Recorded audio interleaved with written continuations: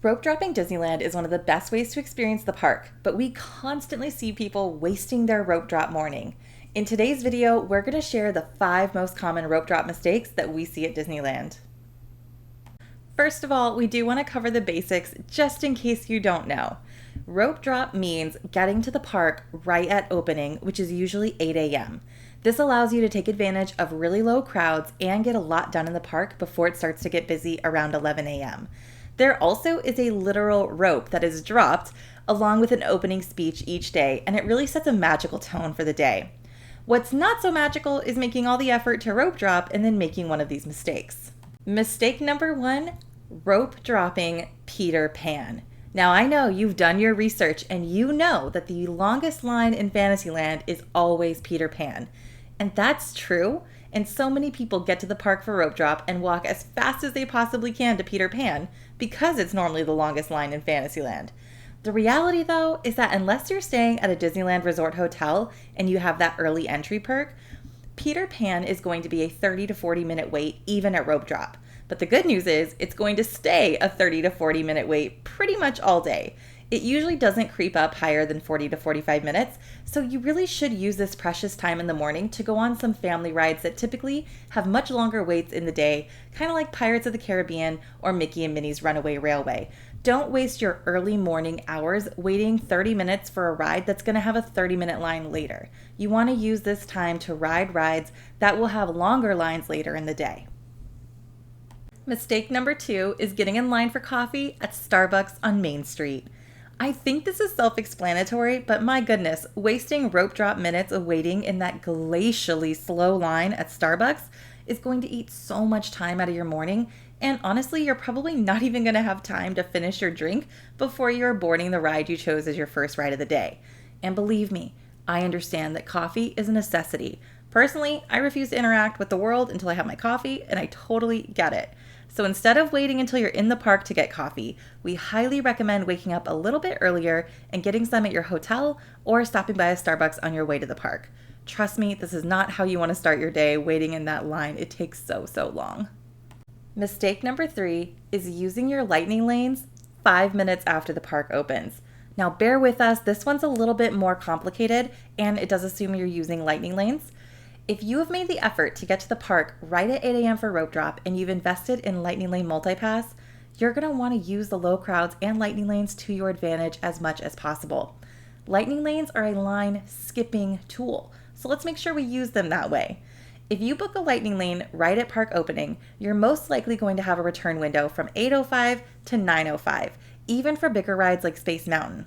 Now, if you go right to Space Mountain and use your lightning lane, in our opinion, you've just wasted your time and your lightning lane.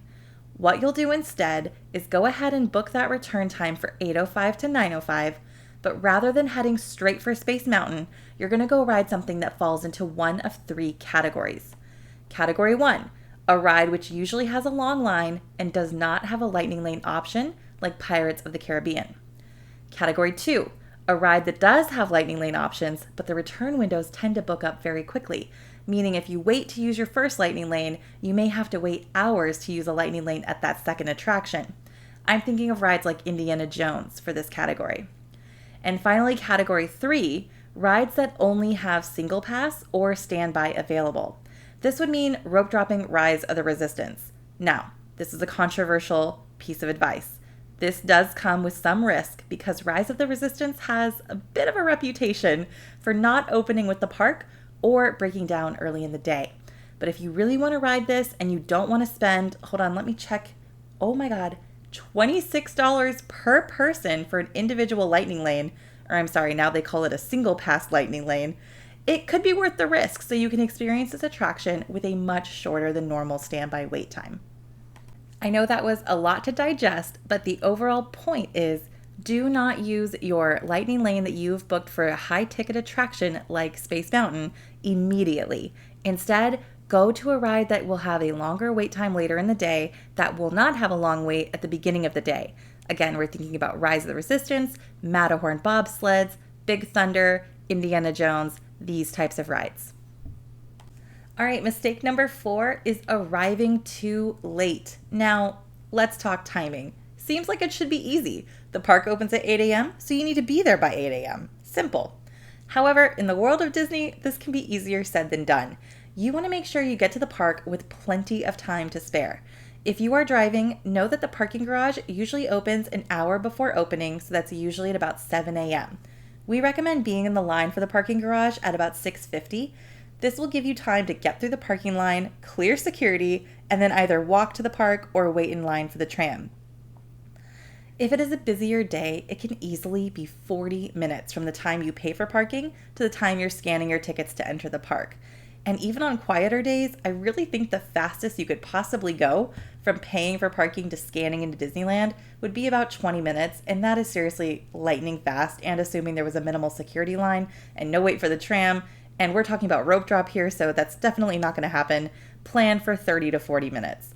So make sure you arrive early enough you can get on Main Street by about 7:50, which will allow you to enjoy the Main Street scenery a bit and also get your group on the right side of Main Street depending on what you want to go do first. One thing that you should know is Disneyland does start letting guests in at 7:30 or 30 minutes before the park opens.